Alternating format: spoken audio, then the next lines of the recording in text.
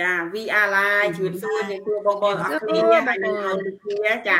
ហើយក៏ជំរាបសួរបងប្អូនដែលកំពុងតាមដានមើលវីដេអូនេះក៏ដូចគ្នានឹងមើល replay ថ្ងៃនេះគឺយើងចូលមកប្រធានបទថ្មីគឺនិយាយពីឱកាសថ្មីសម្រាប់អ្នកដែលត្រៀមខ្លួនរួចជាស្រេចអញ្ចឹងបើអ្នកនរគ្នាកំពុងមើលវីដេអូនេះចាមើលពីប្រទេសណាសូមជួយ comment នៅខាងក្រោមម្នាក់នរគ្នាពេញចិត្តនឹងគំរូអាជីវកម្មហើយចង់ផ្ដល់ឱកាសឲ្យខ្លួនឯងចាប់ផ្ដើមអាជីវកម្មនេះចាអំឡុងពេលបុណ្យចូលឆ្នាំថ្មីនេះគឺពួកយើងផ្ដល់ឱកាសដូចគ្នានឹងចង់ជួយនរដទៃទៀតឲ្យគាត់ចូលមកចាប់ផ្ដើមបង្កើតចំណូលស្របច្បាប់ជាមួយពួកយើងហើយថ្ងៃនេះគឺខ្ញុំចំណាននៅខាងបបរីយ៉ង់គេបិទខ្ញុំបាននាំដៃគូជីកម្មរបស់ខ្ញុំមកពីគ្រប់ប្រទេសឲ្យមកព្យាមពីបទពិសោធន៍ដូចគ្នានឹងដំណើរនៃការចាប់ផ្ដើមអាជីវកម្មរបស់គាត់ហើយសម្រាប់បងប្អូនដែលជួបខ្ញុំទី1ចាខ្ញុំចំណាននៅខាងបបរីយ៉ង់ហើយខ្ញុំបានចូលមកធ្វើ business នេះរយៈពេល3ឆ្នាំហើយខ្ញុំអរគុណនៃការចាប់ផ្ដើមធ្វើអាជីវកម្មរបស់ខ្ញុំព្រោះវាបានផ្លាស់ប្ដូរជីវិតរបស់ខ្ញុំបានយ៉ាងច្រើនអញ្ចឹងចូលដល់ប្រធានបទចាស់ឲ្យបងចាន់នីជួយឆ្លើយនឹងសំណួរនេះមុនគេឱកាសថ្មីសម្រាប់អ្នកដែលត្រៀមខ្លួនរួចរាល់អញ្ចឹងអ្នកដែលគាត់ចង់ធ្វើអាជីវកម្មហ្នឹងតើគាត់ត្រូវត្រៀមខ្លួនអីខ្លះបង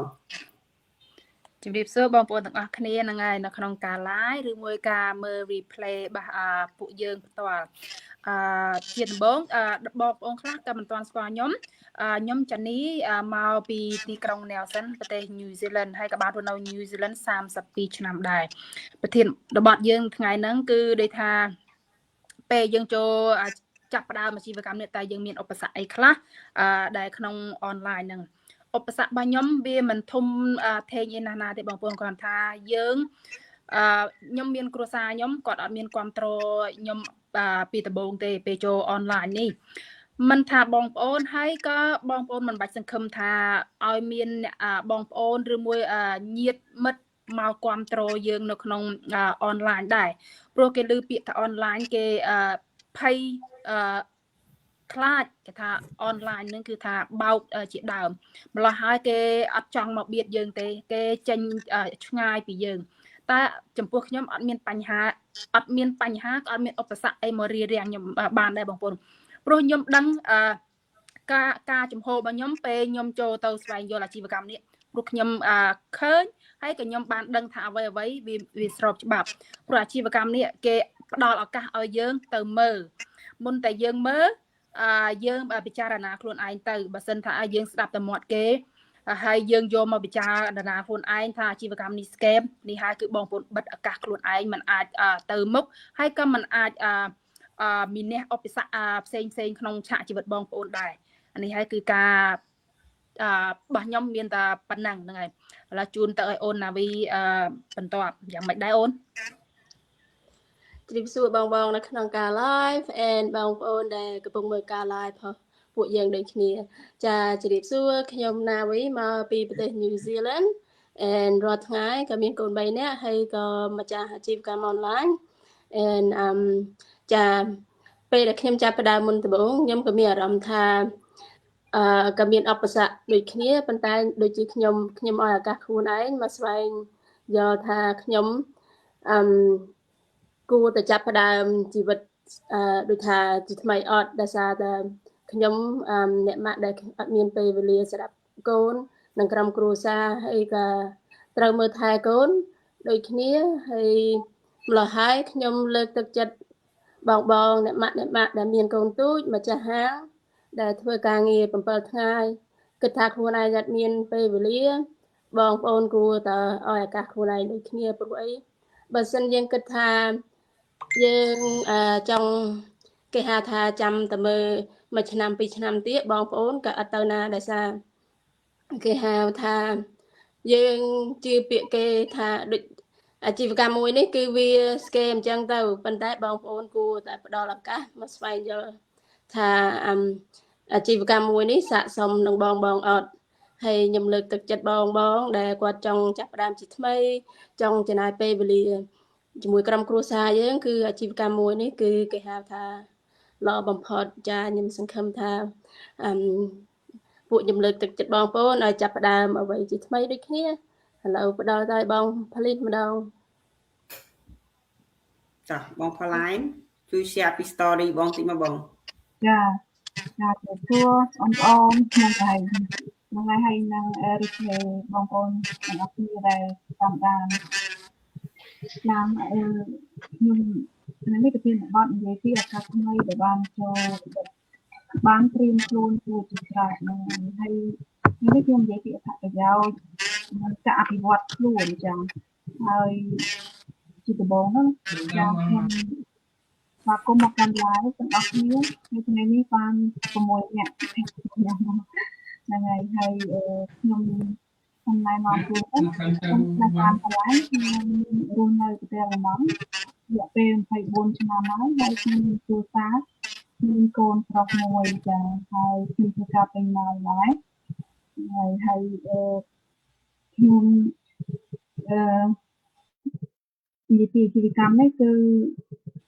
ដែលខ្ញុំបានចូលមកនេះគឺអភិវឌ្ឍខ្លួនខ្ញុំច្រើនណាស់ចាហើយមួយទៀតបងប្អូនណាដែលស្វែងរកចង់បានចំណូលបន្ថែមចាហើយក្នុងអាជីវកម្ម digital online នេះគឺមានយើងរកប្រាក់ចំណូលបន្ថែមបានហើយមានសេរីភាពពេលវេលាហើយយើងផ្លាស់ប្ដូរជីវិតយើងទៀតចឹងហើយមួយទៀតនោះគឺដែលសំខាន់បំផុតនោះគឺខ្លួនយើងពីមុនយើងគិតថាយើងអត់ចេះយើងអត់ធ្វើបានយើងអត់អីចឹងតែចូលមកអត់ធ្វើម្នាក់ឯងទេបងប្អូនមានខូចចាំណែនាំជាគ្រូយើងចាំជួយយើងរហូតចាហើយធ្វើយើងមានការរីកចម្រើនទៅមុខជាលំដាប់ហើយមួយទៀតនោះគឺធ្វើឲ្យខ្លួនយើងមានចំណេះដឹងទៅមុខកាន់តែខ្ពស់ទៅដូចថាយើងពីមុនយើងផ្សេងយើងឥឡូវយើងបានចំណេះច្រើនជំនាញច្រើនហើយយើងអភិវឌ្ឍខ្លួនយើងឲ្យ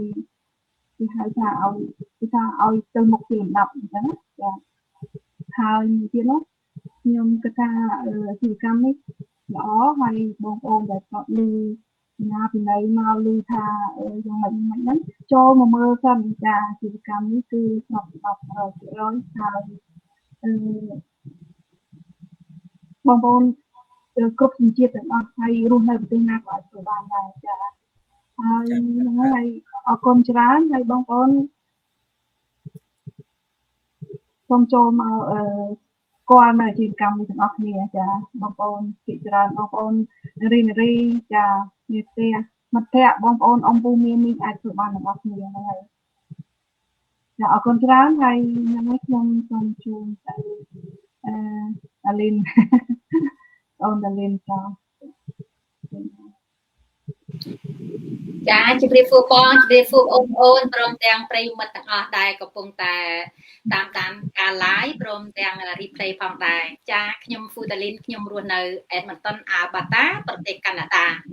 ហើយសប្តាហ៍ថ្ងៃខ្ញុំក៏ជាម្ចាស់អាជីវកម្ម digital online នេះផងដែរចាបើនិយាយអំពីឧបសគ្គក្នុងការធ្វើអាជីវកម្មនោះខ្ញុំដូចជាមិនមានអីច្រើនទេពីព្រោះខ្ញុំមានការដែលខ្ញុំសម្រេចចិត្តធ្វើអាជីវកម្ម digital online នេះគឺដំបូងខ្ញុំមានការសង្ស័យចាខ្ញុំមានការសង្ស័យចំពោះអាជីវកម្មហ្នឹងថាខ្លាចអាជីវកម្មហ្នឹងជាអាជីវកម្មមួយដែល scam មិនមែនពិតប្រាកដតែដោយការសម្រេចចិត្តមិនបោះបង់ដោយខ្ញុំចង់ដឹងថាតើអាជីវកម្ម digital online មួយនេះវាពិតប្រាកដដែរឬទេខ្ញុំក៏សម្រេចចិត្តចុះឈ្មោះរបស់ខ្ញុំព្រមទាំង email ទៅកាន់ website ព្រមទាំង follow នៅ step by step ចាចង់ព្រមទាំងមុនដំបូងគឺខ្ញុំបានមើលនៅវីដេអូព្រីវបនាបន្ទាប់ពីព្រីវបនាមកខ្ញុំក៏សម្រេចចិត្តបង់ចូលទៅក្នុង step ទី2គឺបង់លុយចំនួន149ដើម្បីហេតុអីបានជាត្រូវសម្រេចចិត្តបង់លុយ149ហ្នឹងគឺដើម្បីចង់ដឹងថាតើប្រភពនៃអាជីវកម្ម digital online ហ្នឹងពិតប្រាកដដែរឬទេចានៅពេលដែលខ្ញុំចូលទៅដល់ step ទី2គឺខ្ញុំឃើញប្រភពនៃអាជីវកម្មមួយហ្នឹងគឺមានហេដ្ឋារចនាសម្ព័ន្ធពិតប្រាកដច្បាស់លាស់ជាអាជីវកម្មមួយស្របច្បាប់ខ្ញុំក៏សម្រេចចិត្តចូលទៅក្នុងអាជីវកម្មមួយនេះចាហើយក៏ខ្ញុំអរគុណនៅអ្វីដែលខ្លួនឯងដែលខ្ញុំសម្រេចចិត្តត្រូវក្នុងការជ្រើសរើសយកអាជីវកម្មមួយនេះផងដែរចាពីព្រោះអាជីវកម្មមួយនេះផ្ដល់នៅចំណេះដល់ខ្ញុំព្រមទាំងជំនាញនិងចំណូលពិតប្រាកដចាហ ហេតុនេះហើយនេះជាអ្វីដែលខ្ញុំសប្បាយចិត្តបំផុតដែលខ្ញុំទទួលបានដែលខ្ញុំមិនដែលទទួលបានពីមុនមកទេចាហេតុអីពីព្រោះពីមុនមកខ្ញុំមានសេចក្តីសង្ស័យចំពោះអាជីវកម្មពីព្រោះគ្រប់អាជីវកម្មមិនដែលត្រឹមត្រូវគ្រប់អាជីវកម្មមិនសុទ្ធតែជាអាជីវកម្មល្អពិតប្រាកដនោះទេចាអាជីវកម្មខ្លះក៏ធ្វើឲ្យយើងមានក៏មិនត្រឹមត្រូវដែរតែចំពោះអាជីវកម្មមួយនេះមានរចនាសម្ព័ន្ធពិតប្រាកដចានេះហើយគឺជាការពេញចិត្តរបស់ខ្ញុំបើនិយាយអំពីឧបសគ្គនៅពេលដែលខ្ញុំចូលមកដល់ក្នុងអាជីវកម្មមួយនេះគឺខ្ញុំប្រម៉ូទអំពី model business ទៅកាន់ចូលទៅក្នុង social media ចាដូចជាប្រព័ន្ធ Facebook ជាដើមនៅពេលខ្ញុំប្រម៉ូទឧបសគ្គរបស់ខ្ញុំនោះគឺ comment ចាបងប្អូនមួយចំនួនធំគាត់ពេញចិត្តគាត់ចូលចិត្តចាគាត់ comment ល្អហើយគាត់ក៏បានចូលរួមសហការជាមួយនឹងខ្ញុំតែក៏មាន comment មួយចំនួនតូចក៏គាត់អត់មានការពេញចិត្តគាត់យល់ថាវាគួរឲ្យធុញទ្រាន់ឬក៏គាត់មិនយល់អំពីអ្វីដែលខ្ញុំនិយាយចាដោយសារគាត់ឃើញតែរូបខាងក្រៅចានៅពេលដែលគាត់សួរខ្ញុំឲ្យឱកាសគាត់ចូលទៅខាងក្នុងក៏អត់ព្រមចូលមើលចាហើយគាត់ក៏ចោទប្រកាន់ថាអាជីវកម្មហ្នឹងអត់ត្រឹមត្រូវ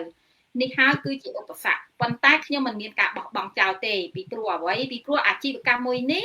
គឺយើងមានរចនាសម្ព័ន្ធច្បាស់លាស់បើសិនជាបងប្អូនចង់ដឹងថាវាពិតប្រាកដឬមិនពិតប្រាកដតើតែបងប្អូនចូលទៅខាងក្នុងមើលដោយគ្រាន់តែចុះឈ្មោះនឹង website ព្រមទាំង follow នៅ step by step ទាំងអស់នោះបងប្អូននឹងដឹងប្រកបច្បាស់ថា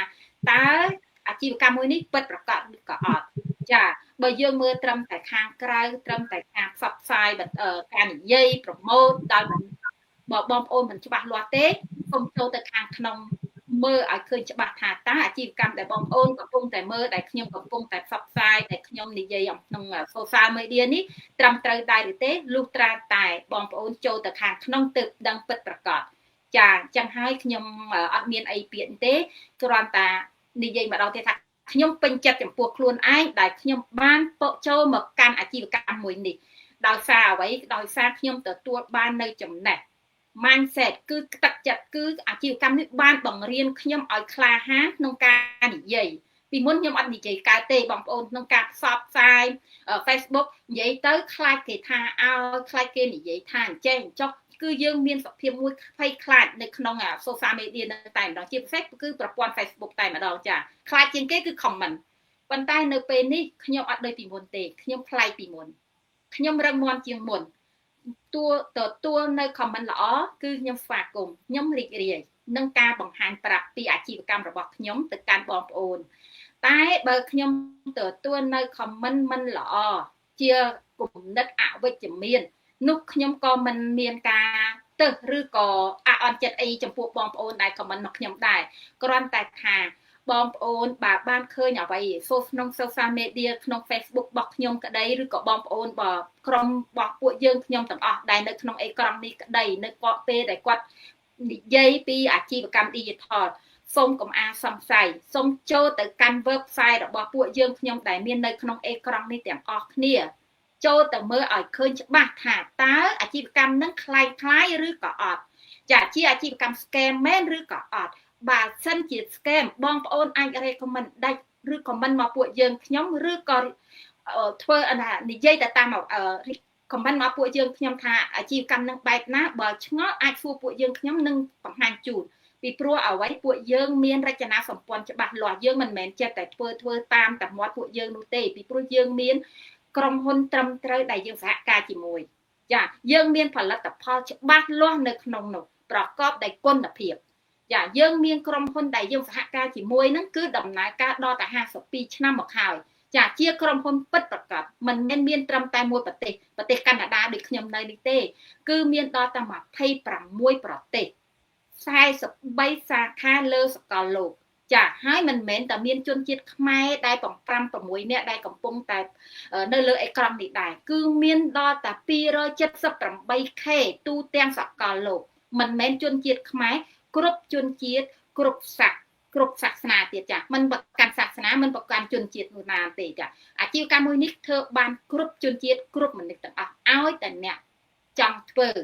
ចាបើអ្នកចង់ធ្វើចុះឈ្មោះ ព្រមទាំងដាក់ចិត្តក្នុងការរៀនបណ្ដានោះចំណូលបងប្អូននឹងមកបានបណ្ដាវាដាក់ភ្លាមមិនមែនបានមកភ្លាមទេទៅត្រាមអាស្រ័យលើបុគ្គលម្នាក់មនុស្សម្នាក់ទៅលើការធ្វើរបស់ពួកយើងម្នាក់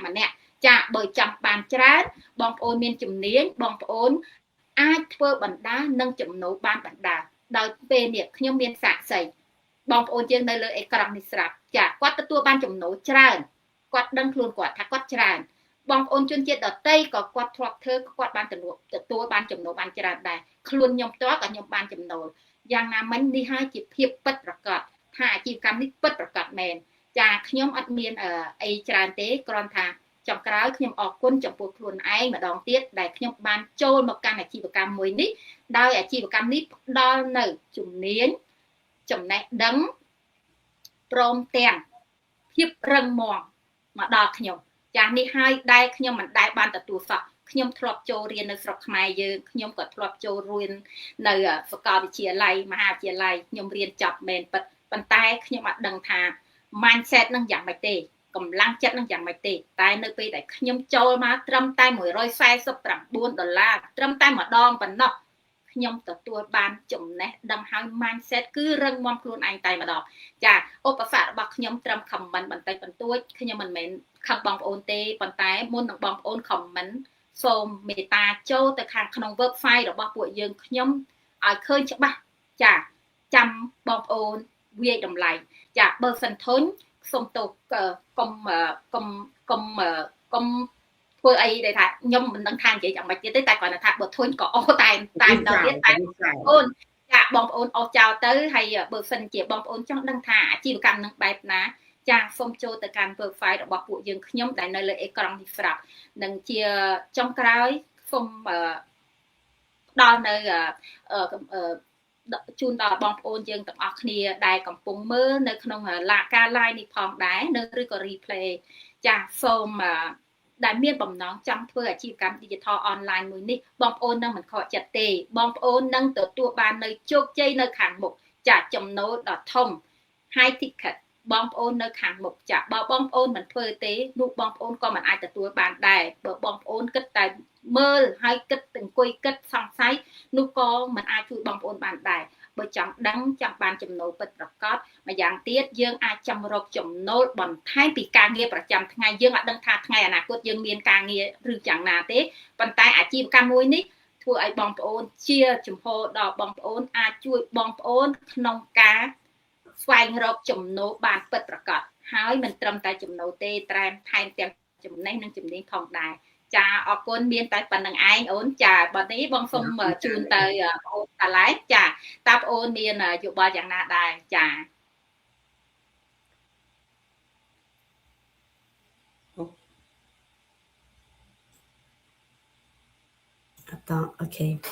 អូខេអញ្ចឹងអរគុណច្រើនបងជំរាបសួរដល់បងដែលមានវត្តមាននៅទីនេះហើយក៏ដូចជាជំរាបសួរដល់បងប្អូនដែលទស្សនាការ live ផ្ទាល់ក៏ដូចជា replay ផងដែរបងអូខេ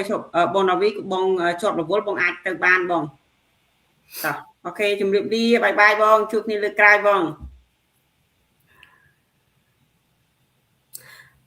អូខេអញ្ចឹងចូលដល់ប្រធានបទយើងហ្នឹងតកតងថ្ងៃហ្នឹងតកតងនឹងឱកាសថ្មីសម្រាប់អ្នកដែលត្រៀមខ្លួនរួចអញ្ចឹងខ្ញុំសូមណែនាំខ្លួនជាមុនសិនមុននឹងបកស្រាយនៅប្រធានបទនេះខ្ញុំឈ្មោះ Madeleine ហើយបច្ចុប្បន្ននេះខ្ញុំរស់នៅប្រទេសប្រាំងជាមួយស្វាមីរបស់ខ្ញុំហើយកូនប្រុសខ្ញុំម្នាក់ហើយបច្ចុប្បន្ននេះខ្ញុំក៏ជាម្ចាស់អាជីវកម្ម digital មួយរូបដោយបងដែលមានវត្តមាននៅទីនេះផងដែរចាអញ្ចឹងប្រធានបទយើងសម្រាប់ថ្ងៃនេះគឺនិយាយអំពីឱកាសថ្មីសម្រាប់អ្នកដែលត្រៀមខ្លួនរួចមានន័យថាជាធម្មតាក្នុងការធ្វើអ្វីមួយក៏ដូចជាចាប់ផ្ដើមធ្វើអ្វីមួយដែលថ្មីប្រកបណាស់គឺយើងត្រូវដឹងត្រូវត្រៀមខ្លួនទុកជាមុនមានន័យថាយើងត្រូវដឹងថាតើការចាប់ផ្ដើមធ្វើអ្វីថ្មីនោះតើយើងនឹងអាចនឹងជួបនៅឧបសគ្គអ្វីខ្លះផងដែរអញ្ចឹងថ្ងៃនេះខ្ញុំលើកឡើងតកតងទៅនឹងចំណុច3ធំដែលតកតងទៅនឹងឧបសគ្គដែលយើងអាចជួបមុនពេលដែលយើងនៅពេលដែលយើងចូលមកធ្វើអាជីវកម្ម digital នេះគឺមានថាទី1គឺឧបសគ្គខ្លួនយើងផ្ទាល់មានន័យថាយើងអត់មានភាពជឿជាក់លើខ្លួនឯងមានន័យយើងពុះពេញទៅដោយការ mindset អវិជ្ជមានយើងមានភាពស្ទាក់ស្ទើរដោយសារតែយើងខ្វះភាពជឿជាក់ក៏ដូចជាយើងអត់មានគោលដៅច្បាស់លាស់នៅក្នុងជីវិតហើយមួយវិញទៀតចំណុចទី2ចំណុចធំទី2គឺកត្តា ស្វាមីឬក៏កត្តាក្រុមគ្រួសារកន្លែងចំណុចនេះដែរមានន័យថាពេលខ្លះយើងសម្រាប់ចិត្តធ្វើអ្វីមួយថ្មីជាធម្មតាមិនប្រកាសថាស្វាមីក៏ដូចជាក្រុមគ្រួសារគាត់គ្រប់គ្រងនៅការសម្រេចចិត្តរបស់យើងទាំងស្រុងនេះពីព្រោះពេលខ្លះដូចជាជាក់ស្ដែងនៅការធ្វើអាជីវកម្ម digital នេះអញ្ចឹងព្រោះដោយសារតែមានអាជីវកម្មខ្លះទៀតនៅប្រព័ន្ធធ្វើនៅក្នុងប្រព័ន្ធ social media លក្ខណៈ online គឺគាត់មានលក្ខណៈថាមិនមែនជាលក្ខណៈអាជីវកម្មស្របច្បាប់គឺជាអាជីវកម្មដែលមិនស្របច្បាប់ដូច្នេះហើយនៅពេលដែលគាត់ឮថាដែលថាយើងចាប់ដើមធ្វើនៅអាជីវកម្ម digital អញ្ចឹងគាត់មានភាពភ័យខ្លាចគាត់គិតថាប្រហែលជាអាចជាអាជីវកម្មមួយដែលមិនស្របច្បាប់អញ្ចឹងទៅអញ្ចឹងហើយដែលធ្វើឲ្យអាចមានស្វាមីខ្លះក៏ដូចជាអាចថាក្រុមគ្រួសារគាត់មានមតិមិនយល់ស្របក៏ដូចជារារាំងមិនចង់ឲ្យថាយើងចាប់ដើមនៅធ្វើនៅអាជីវកម្ម digital ដែលជាឱកាសថ្មីមួយសម្រាប់ធ្វើឲ្យជីវិតរបស់យើងកាន់តែប្រសើរជាងមុនហើយចំណុចគោលទី3នោះគឺយើងនិយាយអំពីឧបសគ្គទី3ធំនោះគឺតកតងទៅនឹងមិត្តភ័ក្តិក៏ដូចជាមនុស្សជុំវិញខ្លួនជាក់ស្ដែងចំណុចនេះផ្ទាល់គឺមានន័យថាពេលដែលចូលមកធ្វើអាជីវកម្មនេះប្រកបជាមានការយល់ឃើញពីមជ្ឈដ្ឋានជុំវិញខ្លួនពេលដែលយើងpost status ឬក៏យើងប្រម៉ូទតទៅអាជីវកម្មយើងនេះអញ្ចឹងមានមិត្តភ័ក្តិខ្លះគាត់អត់មានចំណង់ចំណូលចិត្តដូចយើងទេអញ្ចឹងគាត់ជាអ្នកធ្វើការអញ្ចឹងផ្សន្តាតែគាត់មានគោលបំណងចង់រកចំណូលពីប្រភពដូចយើងហើយក៏គាត់មានចំណាប់អារម្មណ៍ក៏ដូចជាបទពិសោធន៍ក្នុងការចង់ធ្វើតទៅនឹងអាជីវកម្ម digital ទេអញ្ចឹងមានន័យថាផ្ដោតចំណុចគាត់ក៏គិតថាការធ្វើរបស់យើងនឹងគឺអត់ត្រូវនឹងអ្វីដែលគាត់ពេញចិត្តទី1គឺគាត់គិតភ្លាមគឺ mindset គាត់គិត negative មានន័យថាអវិជ្ជមានទៅលើយើងគិតថាយើងនឹងប្រហែលជាធ្វើអាជីវកម្មនឹងបែបអាជីវកម្មមិនស្របច្បាប់ឬក៏យ៉ាងម៉េចអញ្ចឹងទៅហើយមួយវិញទៀតអ្នកជុំវិញខ្លួននឹងផ្ដោតទៅលើដូចជាមិនមែនជាអ្នកស្និទ្ធស្នាលអាចថាជាអ្នកចិត្តខាងឬក៏អ្នកស្គាល់គ្នាក្នុងបណ្ដាញ Facebook ជាដើមពេលដែលគាត់ឃើញយើងធ្វើអាជីវកម្មនេះពេលខ្លះគាត់អត់ជឿថាយើងធ្វើអាជីវកម្មនេះពិតប្រាកដទេព្រោះគាត់ឃើញយើងផុសប្រម៉ូទទៅក្នុងអាជីវកម្មយើងហ្នឹងរាល់ថ្ងៃប៉ុន្តែគាត់អត់បានចូលទៅស្វែងយល់ឲ្យច្បាស់ថាតើយើងកំពុងធ្វើអ្វីឲ្យពិតប្រាកដនៅក្នុងអាជីវកម្មជាក់ស្ដែងតើយើងមានប្រព័ន្ធស្វ័យប្រវត្តិ system ដែល run សម្រាប់ឲ្យយើងធ្វើការយើង24ម៉ោងក្នុងមួយថ្ងៃហ្នឹងតើមានលក្ខណៈរបៀបបែបណាគឺគាត់អត់បានចូលស្វែងយល់ឲ្យលម្អិតតាក់ទងទៅនឹងព័ត៌មានលម្អិតតាក់ទងទៅនឹងអាជីវកម្មយើងដែលយើងធ្វើសប្តាហ៍ថ្ងៃនេះទេដែលជាកត្តាធ្វើឲ្យគាត់គិតថាអាជីវកម្មផិនយើងហ្នឹងមិនស្របច្បាប់ហើយក៏គិតថាយើងធ្វើអាជីវកម្មមួយដែលមិនស្របច្បាប់ផងដែរចា៎ចូលដល់កន្លែងចំណុចនេះគឺខ្ញុំលើកដល់3ចំណុចហ្នឹងមែនក៏ប៉ុន្តែបើតាមជាក់ស្ដែងបទពិសោធន៍ខ្ញុំដែលក្នុងការធ្វើអាជីវកម្មនេះគឺខ្ញុំចំណុចទី1ឧបសគ្គទី1ឧបសគ្គទី2គឺខ្ញុំអត់មានទេដោយសារតែទី1ខ្ញុំជាមនុស្សមួយដែលមានគោលដៅពេលដែលខ្ញុំធ្វើអ្វីមួយគឺខ្ញុំដឹងច្បាស់ខ្ញុំចង់បានអ្វីពិតប្រាកដហើយគឺខ្ញុំនឹងចូលស្វែងយល់ឲ្យដល់ដល់ step ចុងក្រោយដើម្បីឲ្យដឹងច្បាស់គឺមិនមែនថាគ្រាន់តែឃើញសបកក្រៅទៅយើងគិតថាអូអត់ចូលទៅមើលទេក៏មើលហ្នឹងប្រហែលមិនមែនជាអាជីវកម្មពិតស្របច្បាប់អីចឹងទេយើងអត់ចូលទៅមើលឲ្យច្បាស់កន្លែងចំណុចនេះអាចធ្វើឲ្យយើងបាត់បង់នូវឱកាសថ្មីក៏ដូចជាឱកាសដ៏ល្អមួយហើយមួយវិញទៀតសម្រាប់ស្វាមីខ្ញុំក៏ដូចជាក្រុមគ្រួសារខ្ញុំគឺគាត់ support control នៅការរាល់សមាជិករាល់ការសម្រេចចិត្តក៏ដូចជាការធ្វើនៅសកម្មភាពក៏ដូចជាការ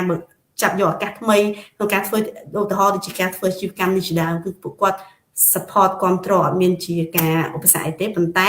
ឧបសគ្គចម្បងរបស់ខ្ញុំគឺចំណុចទី3ដែលខ្ញុំលើកឡើងបាញ់មិញហ្នឹងគឺដោយសារអាចថាមនុស្សជុំវិញខ្លួនក៏ដូចជាមិត្តភ័ក្តិពេលខ្លះគាត់អាចយល់យើងគិតយើងថាការយើងធ្វើអាជីវកម្មនេះគឺថាយើងធ្វើអាជីវកម្មមួយដែលមិនស្របច្បាប់ហើយពេលខ្លះទៀតគាត់គិតថាការធ្វើនេះគឺមើលទៅដូចអត់ដឹងថាធ្វើអីអញ្ចឹងណាដោយសារតែគាត់អត់យល់ទី1គាត់អត់ចូលស្វែងយល់ឲ្យច្បាស់ចាអញ្ចឹងសរុបជារួមមកខ្ញុំចង់បង្ហាញពីឧបសគ្គធំទាំង3ដែលពួកខ្ញុំធ្លាប់ឆ្លងកាត់ប៉ុន្តែនៅពេលដែលអ្នកទាំងអស់គ្នាមានភាពក្លាហានស្គាល់ខ្លួនឯងច្បាស់មានគោលដៅពិតប្រាកដអ្នកទាំងអស់គ្នានឹងឆ្លងកាត់នៅរាល់ឧបសគ្គនេះដែលរារាំងអ្នកទាំងអស់គ្នាក្នុងការសម្រេចចិត្តមានន័យថាអ្នកទាំងអស់គ្នាឈប់ស្ទាក់ស្ទើរមានភាពជឿជាក់លើខ្លួនឯងបោះជំហានទៅមុខចូលស្វែងយល់ពី step 1រហូតដល់ step ទី3ដល់ step ចុងក្រោយដើម្បីឲ្យស្គាល់ច្បាស់ថាតើអត្ថប្រយោជន៍អ្វីខ្លះដែលអ្នកទាំងអស់គ្នានឹងទទួលបានពីព្រោះការធ្វើអាជីវកម្ម digital នេះគ គឺខ្ញុំជឿជាក់ថាស័ក្តិសមបំផុតសម្រាប់មិនថាអ្នកម៉ាក់គឺលោកប៉ាឬក៏អាចថាបុគ្គលដែលថាអ្នកទាំងអស់គ្នាដែលគាត់រវល់ការងារមានការងារពេញម៉ោងកំពុងតែធ្វើក៏ស័ក្តិសមនឹងសម្រាប់អ្នកទាំងអស់គ្នាផងដែរដោយសារតែការធ្វើអាជីវកម្ម digital នេះគឺយើងអត់មានលក្ខខណ្ឌអីចាំបាច់ច្រើនទេឲ្យតែអ្នកទាំងអស់គ្នាមានអាយុ18ឆ្នាំឡើងទៅអ្នកទាំងអស់គ្នាអាចចូលមកធ្វើបានហើយអត្ថប្រយោជន៍គឺខ្ញុំអាចនិយាយថាគឺមានអ្នកទាំងអស់គ្នានឹងទទួលបានអត្ថប្រយោជន៍ជាច្រើនដែលយើងធ្លាប់និយាយពីមុនមកអញ្ចឹងបើអ្នកទាំងអស់គ្នាចង់ដឹងឲ្យកាន់តែច្បាស់ទៀតអញ្ចឹងអាចចូលទៅចុះឈ្មោះក៏ដូចជា email ដែលមានសុវត្ថិភាពរបស់អ្នកទាំងអស់គ្នានៅក្នុង website មួយៗរបស់ពួកខ្ញុំឬក៏អ្នកទាំងអស់គ្នាអាចឆាតមកផ្ទាល់តាម Messenger ដើម្បីសួរនៅព័ត៌មានបន្ថែមក៏ដូចជាមានចម្ងល់អីអាចសួរបានគឺពួកខ្ញុំទាំងអស់គ្នារីករាយក្នុងការឆ្លើយតបរាល់សំណួរដែលអ្នកទាំងអស់គ្នាសួរចាអរគុណអញ្ចឹងសូមជូនទៅដល់ host ដងចំណាក្នុងការបកស្រាយបន្តទៀតបងមីក្រូអូខេអរគុណច្រើនអូនដែលបានចាបកស្រាយយ៉ាងក្បោះក្បាយអំពីចាដំណើរដើមទៅនៃការចាប់ដើមអាជីវកម្មរបស់ពួកយើងដូចគ្នានឹងចាផលវិបាកព្រោះមានបងជាច្រើនគាត់ថាបើ business នឹងស្រួលគឺគេចូលមកធ្វើគ្រប់គ្នាហើយចាវាមានចំណុចស្រួលព្រោះយើងអត់ត្រូវការទៅជួកន្លែងគេយើងអត់ត្រូវការដូចថាចូលតាមម៉ោងធ្វើការម៉ោងប៉ុណ្ណេះត្រូវចូលម៉ោងប៉ុណ្ណេះត្រូវចេញ fix ពេលវេលារបស់យើងឲ្យគេជាអ្នកកំណត់ទេ business នេះគឺយើងជាម្ចាស់គ្រប់គ្រងពេលវេលារបស់យើងជាម្ចាស់អាជីវកម្មរបស់យើងចង់រកចំណូលប៉ុណ្ណាគឺយើងត្រូវដាក់ពេលវេលារបស់យើងក៏ដូចគ្នានឹងកម្លាំងរបស់យើងលើប៉ុណ្ណឹងទៅវារីកចម្រើនតាមនឹងទៅតែបើថាពិបាកដូចអូនក៏បាននិយាយអញ្ចឹង mindset អ្នកដតីគំនិតអ្នកជុំវិញខ្លួនគំនិតរបស់ខ្លួនឯងពេលខ្លះក៏វាគឺជាឧបសគ្គក្នុងការធ្វើអាជីវកម្មនឹងដែរប៉ុន្តែបើយើងដឹងច្បាស់ពីមូលហេតុរបស់យើងចូលមកចាប់ផ្ដើមអាជីវកម្មដូចខ្ញុំចាខ្ញុំចូលមកធ្វើអាជីវកម្មនឹងដំបូង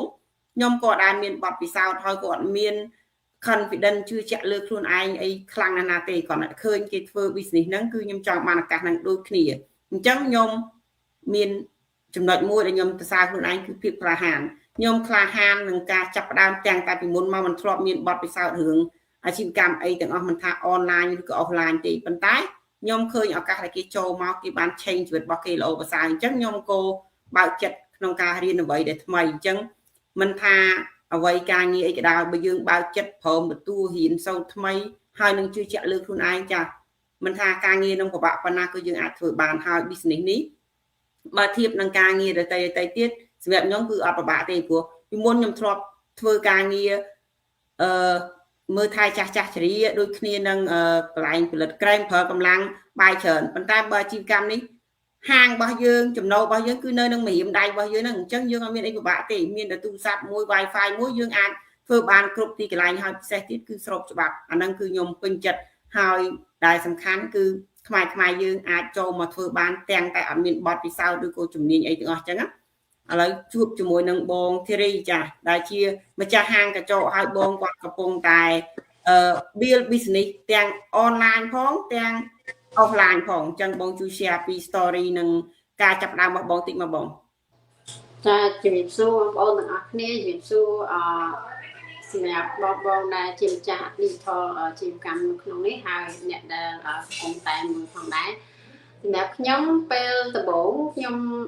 ធ្វើការឲ្យគេយូរទៅវាហត់យូរទៅខ្ញុំក៏នឹកគិតថ្មីដូចថាយើងអស់កម្លាំងយើងអត់មានសុខភាពគ្រប់ត្រង់ហើយយើងអត់ដឹងថាថ្ងៃណាយើងខ្លួនយើងនឹងធ្វើការកើតទៅខ្ញុំចេះតែដេកគិតអញ្ចឹងទៅខ្ញុំក៏មើលវីដេអូព្យាយាមរកមើលគេមើលឯងថាគេធ្វើម៉េច you know អញ្ចឹងទៅខ្ញុំក៏គិតទៅគិតមកឲ្យអត់ដឹងតើរកអីដែលមើលតាមដានមកដាទៅប្រហែលឆ្នាំ2ឆ្នាំទៅក៏ឃើញគាត់ធ្វើអញ្ចឹងទៅក៏អត់បានត្រៀមខ្លួនអីទេក៏ទៅទេសួរគាត់យក message ទៅគាត់ហើយទៅគាត់ក៏ជួយណែនាំហើយទៅខ្ញុំក៏ចាប់ផ្ដើមអាជីវកម្មនោះទាំងខ្ញុំអត់មានបទពិសោធន៍ឬក៏ចេះអីទាំងអស់ចាគឺតែប៉ុណ្ណឹងខ្ញុំចាអរគុណច្រើននេះហើយគឺជាអ្វីដែលពួកយើងមានគឺមានការហ៊ានផ្ដល់ឱកាសឲ្យខ្លួនឯងចាប់ផ្ដើមទាំងតែបើថាឲ្យ ready ត្មងថាឲ្យយើងមានចំណេះខាង online ឲ្យយើងមាន confidence ឲ្យយើងមានដូចថាថវិកាដើមទុនមកចាប់ផ្ដើមអត់ទេតែយើងមានគឺ ការហ៊ានផ្ដល់ការខ្លួនឯងចូលទៅឆែកមើលមិនមែនគ្រាន់តែមកអង្គុយសង្ស័យចា3ឆ្នាំ5ឆ្នាំទៅមុខទៀតគេរីកចម្រើនអស់ហើយតែយើងនៅអង្គុយសង្ស័យហ្នឹងយើងអត់មានបានអីទេយើងបានតែមកថាឆ្ងល់ហើយអត់មានបានទៅមុខទេអញ្ចឹងខ្ញុំលើកទឹកចិត្តឲ្យបងអ៊ំពូមីងឬក៏បងប្អូនដែលកំពុងតែចង់រើចំណូលស្របច្បាប់ចាត្រៀមខ្លួនរួចជាស្រេចគឺត្រៀមខ្លួនផ្ដល់ឱកាសឲ្យខ្លួនឯងចូលមកឆែកមើលមិនមែនត្រៀមខ្លួនត្រឹមតែមកស្ដាប់គំនិតរបស់គេតាមដានគេអត់មានអីបានទៅមុខទេអញ្ចឹងចាប់ផ្ដើមអាជីវកម្មនេះគឺគ្រាន់តែរីកចម្រើនមកពួកយើងដែលអ្នកនរគ្នាពេញចិត្តហើយអ្នកនរគ្នានឹងទទួលបានការ support ពីពួកយើងពី mentor ពី coach ហើយ community ដូចគ្នានឹងមានមេរៀនចាំជួយអ្នកនរគ្នា build skill ពីអ្នកដែលអត់ចេះសោះរហូតដល់អ្នកជំនាញនៅក្នុងអាជីវកម្ម digital អញ្ចឹងពួកយើងស្វាគមន៍ហើយសង្ឃឹមថាបានជួបអ្នកនរគ្នាដែលហ៊ានផ្ដល់ឱកាសឲ្យខ្លួនឯងនិងចាប់ផ្ដើម business ដែលស្របច្បាប់ build business ដែលជារបស់ខ្លួននិង build business ដែលជា legacy ឲ្យកូនដូចគ្នាអញ្ចឹងអរគុណច្រើនបងហើយជួបគ្នានៅក្នុងចាការ live ក្រោយទៀតហើយនឹងអ្នកនរគ្នាដូចគ្នានៅក្នុងអាជីវកម្ម digital បាយបាយ ជួបគ្នាក្នុង ចា